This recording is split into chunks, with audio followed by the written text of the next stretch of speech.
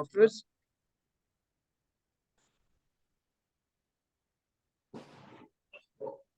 Good morning, everyone. So this week's parasha recounts us the first encounter, really, the second encounter with Abraham, and sort of his journeys, his 10 trials.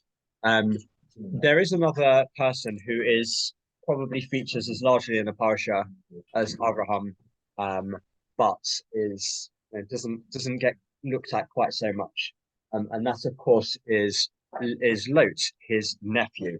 So in a way, sort of they're together for the first part of their journeys, and then sort of we meet their splits as well over here. And really, I think the differences between them are quite instructive. So we spend a lot of time looking at Abraham, and I just want to have a quick look at one of the differences between Abraham and between Lot. So,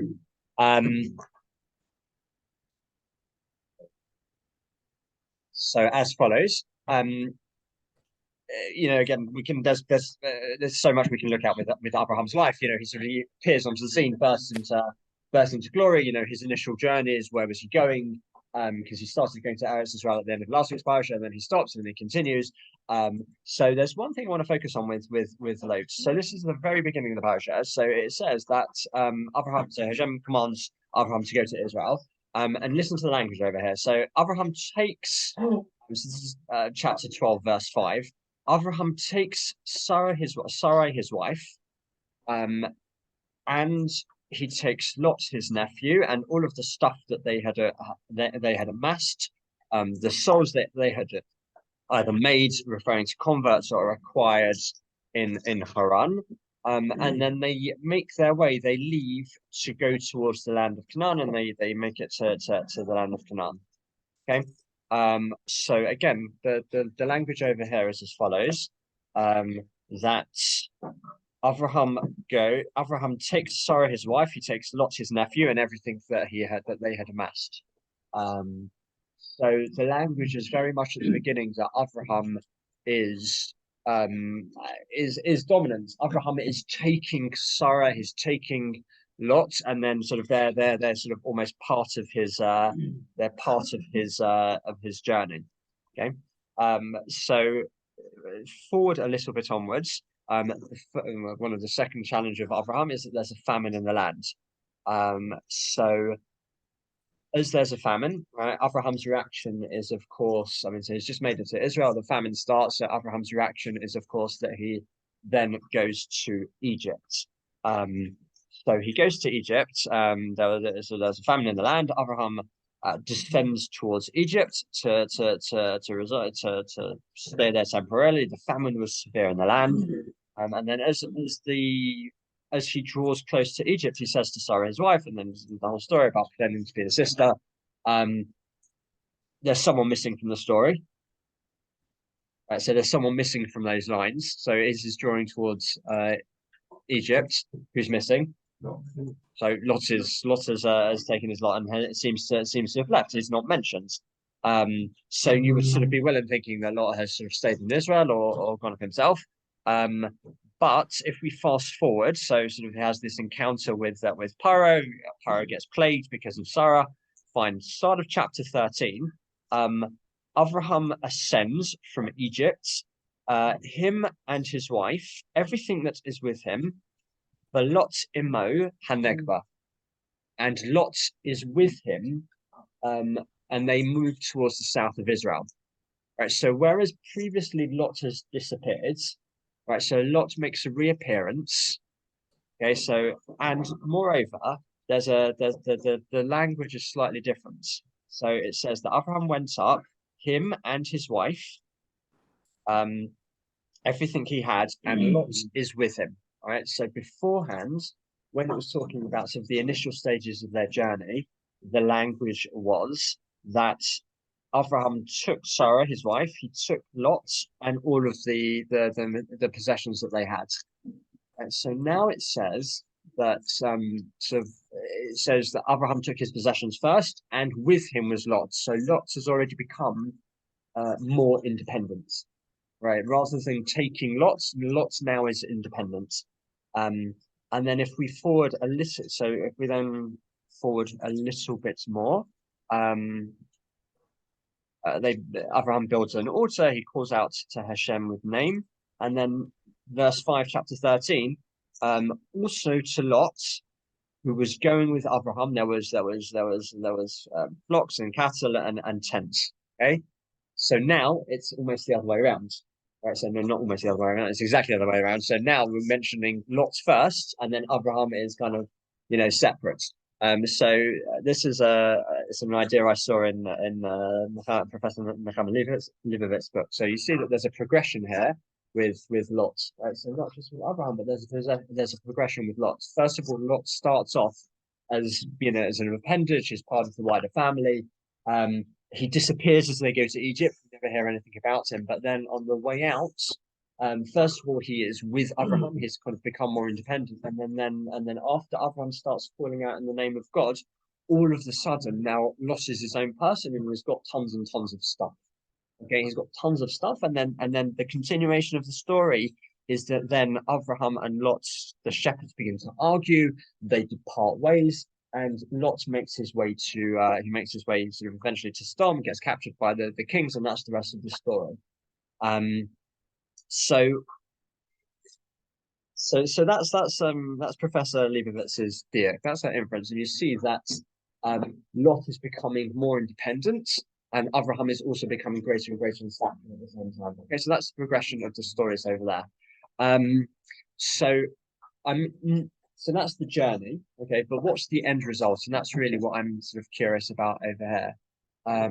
So with Lot, as he grows in stature, he becomes wealthier, he becomes more prominent. The next thing that happens is that his reaction to that is that then his shepherds start becoming possessive, his shepherds start arguing, and then Lot sort of almost completely sort of finds his own way. Right, so Lot becomes greater, and the way he expresses this is through his connection to his property, his connection to his management, his property, his wealth. Right, he sort of becomes his primary focus. Abraham's journey. Abraham, we also know, is becoming wealthier. He's becoming sort of more famous. But his reaction to that is that the first thing he does when he leaves Egypt is he builds an altar. Right, he calls out in the name of Hashem. Right, a little bit later on, he's calling out in the name of Hashem. Okay, so and as the story goes on, he hears there's a war, he gets involved, and he sort of fights the war on behalf of his nephew, but also the people there as well. Next week's parsha, we meet Abraham, and Abraham gets involved on behalf of the people. Okay, so Abraham is becoming greater and greater and greater, but the way in which he manifests that is through connection to other people, either by physically helping them or by sort of praying for them and arguing, sort of being their advocates in front of Hashem. So you've got two people over here, and they're both growing to dominance, but the way they manifest it is opposite. Okay? And obviously, we're the children of Abraham. Abraham is the one who becomes greater and greater and greater, fights on behalf of people. He speaks to God. And sort of he becomes greater in the world in that regard, as opposed to Lot, who does it through his possessions. He manages his money.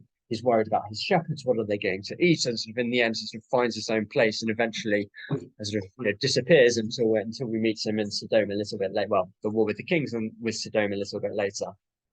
So that's kind of the key message, or the sort of the idea that comes out of the parsha. And if you look through this parsha, the next parsha, kind of the journeys of Lot and Abraham are very, very instructive. And really, this is the framework. Again, everything at the moment has to be, looked through the perspective of current events. And I think one of the things that we have seen is how really in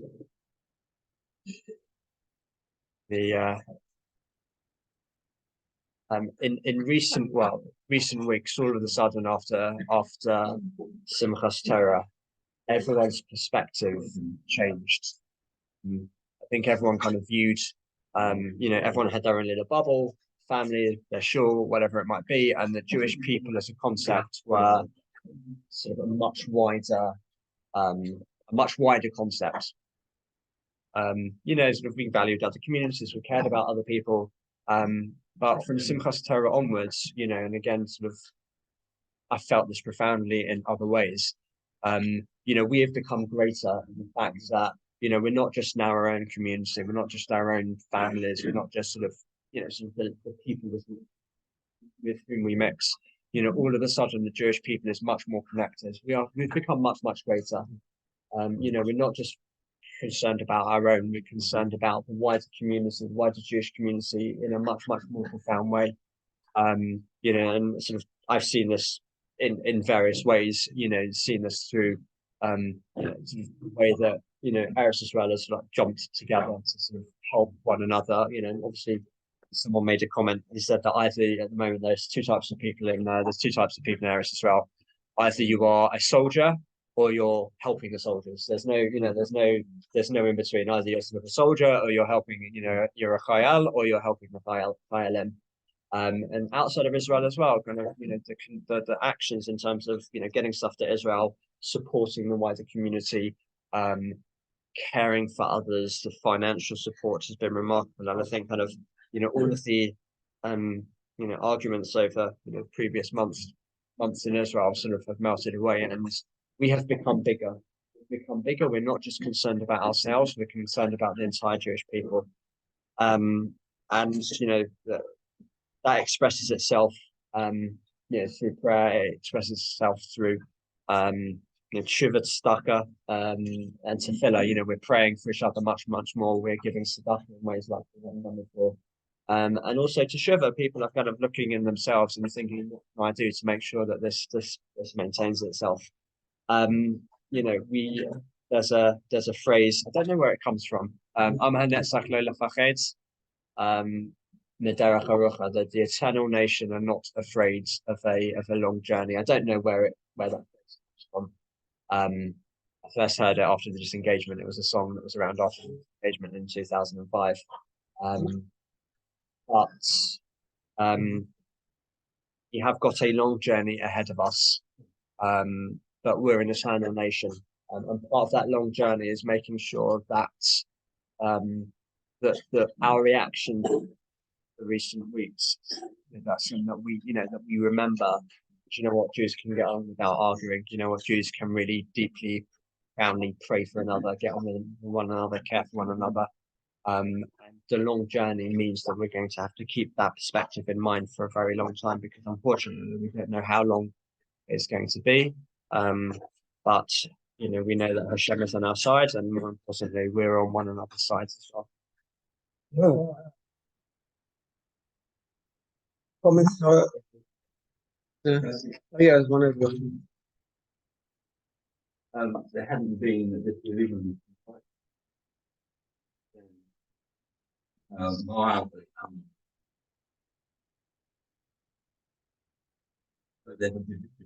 Is